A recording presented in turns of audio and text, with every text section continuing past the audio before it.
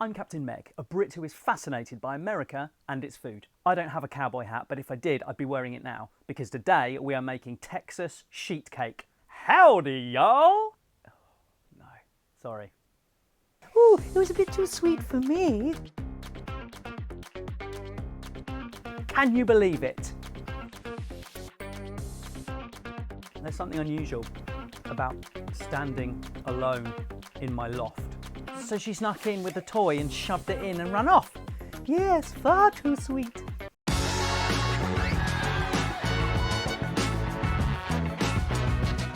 When I first heard of Texas sheet cake, I was more than a little intrigued.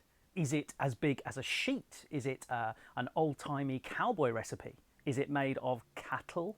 What makes it Texasy? Is that even a word?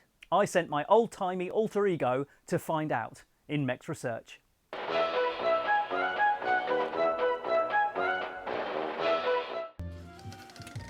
Sheet cakes, or slab cakes, are baked in a large, flat, rectangular pan.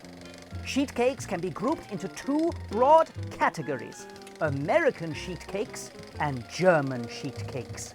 American sheet cakes are usually iced and decorated for a special occasion. German sheet cakes are typically not iced. When it comes to Texas sheet cake and how it got its name, sources vary. Some say the first recipe was printed in a Texas newspaper, and so that's why it was called Texas sheet cake. Other people claim it is called Texas sheet cake because the cake is the size of Texas. How silly. You can't have a cake the size of a state. How would you drive around? And it would cause all sorts of drainage problems. No, a ridiculous idea. Old-timey Meck there talking about icing and decorating for a special occasion suddenly reminded me of one of my favourite films, Back to the Future, and there is a bit where Marty's mum comes out with a sheet cake, and it was going to be for Uncle Joey, who was coming home from prison, but he didn't get parole. And I remember thinking, that's a really big, long, narrow, flat cake. We don't really have those. So I was aware of a sheet cake all the way back then. It's only just clicked. Man, I love that film. Now let's see what my Meccaneers had to say about sheet cake in Ask the Audience.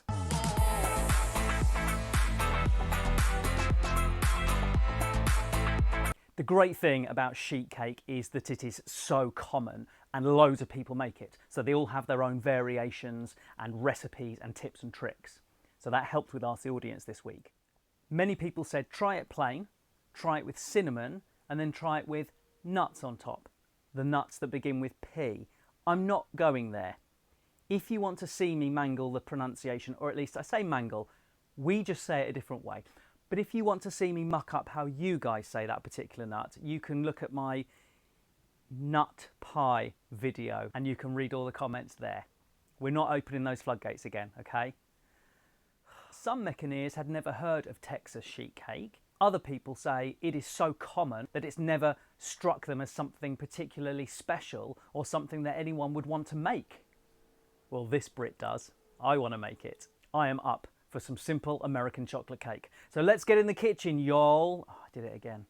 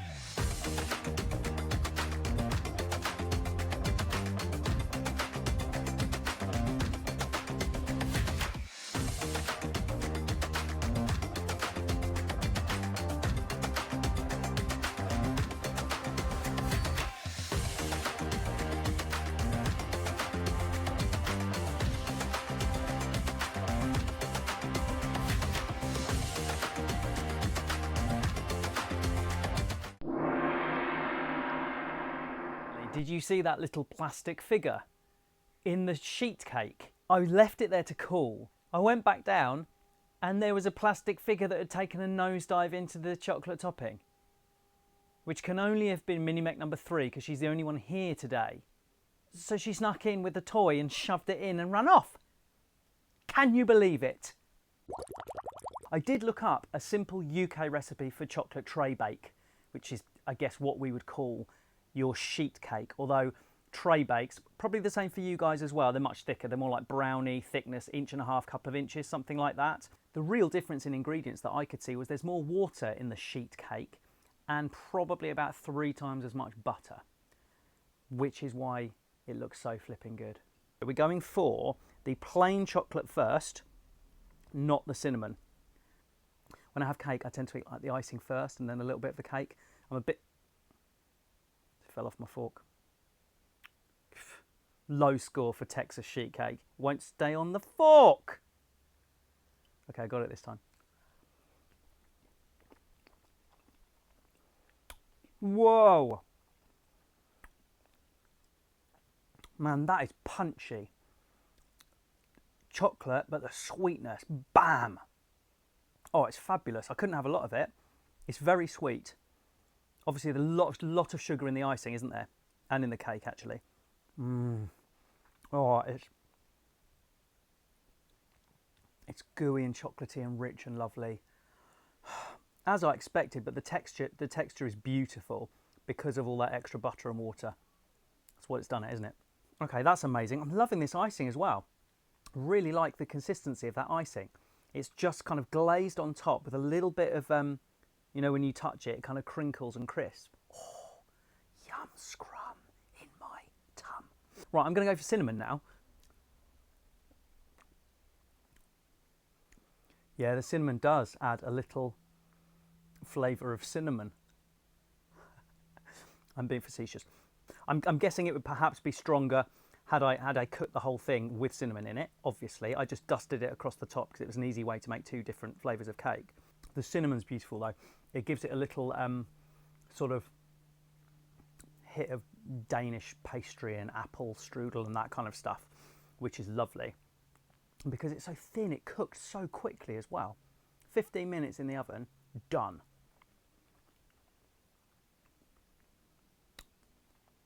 There's something unusual about standing alone in my loft, just eating Texas sheet cake. I need to stop now because I'm going to feel sick in a minute. Don't think about the amount of butter, Meck. Don't think about the amount of butter. I think I need to go and eat some broccoli and stuff.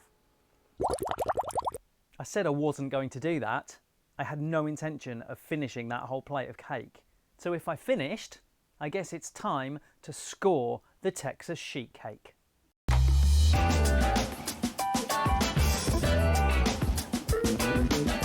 Let's go through the criteria.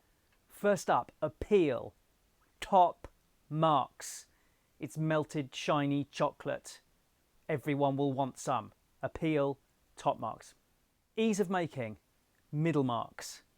There's lots of bowls involved. It wasn't a 1 bowl cake. There were bowls, there were saucepans, there was boiling liquid, there were smaller bowls, there were big bowls. There were spoons and whisks. Maybe I just did it in a really inefficient way. However, once it's all done, you slap it in the pan, 15 minutes, cooked. Ease of use, middling. Taste, pretty superb, I have to say. Chocolatey, sweet, gooey, beautifully moist. It was a really, really nice cake. A little too sweet for my taste, which is why I thought I could only eat the tiniest bit, but I ate the whole flipping plate load, didn't I? So it's all well and good saying, "Ooh, it was a bit too sweet for me." Yes, far too sweet. But I polished off the whole lot. Now, Meccaneers, I have listened to you. More than one person has suggested that I now need to split my scoreboards into sweet and savoury. Makes perfect sense, so I have done so. And immediately fell into the, oh, where does the Monte Cristo sandwich go? Is that sweet or savoury? Where does the Elvis sandwich go? We're not going to get into those arguments. I've made my decision, and that's it. Texas sheet cake is going to get 84.5 Meck points. So now let's have a look at my new scoreboard. There it is. Peach cobbler riding high at the top there. Some fantastic sweet stuff. All the way down the bottom you can see spreadables when I just opened jars and ate stuff out of it. That's crept back onto the scoreboard now because there's room, so that's down the bottom. The 84.5, the Texas sheet cake, pretty respectable score I think.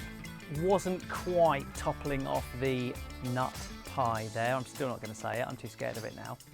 So there we go my friends, Texas sheet cake. Thank you to all of you who recommended that I make that. Please consider subscribing, it's free and it will tell you when my next video is coming up. Keep an eye on the community channel because that will also tell you what I'm planning next and you can wade in and tell me stuff. Thank you awesome Americans. Captain Meck out.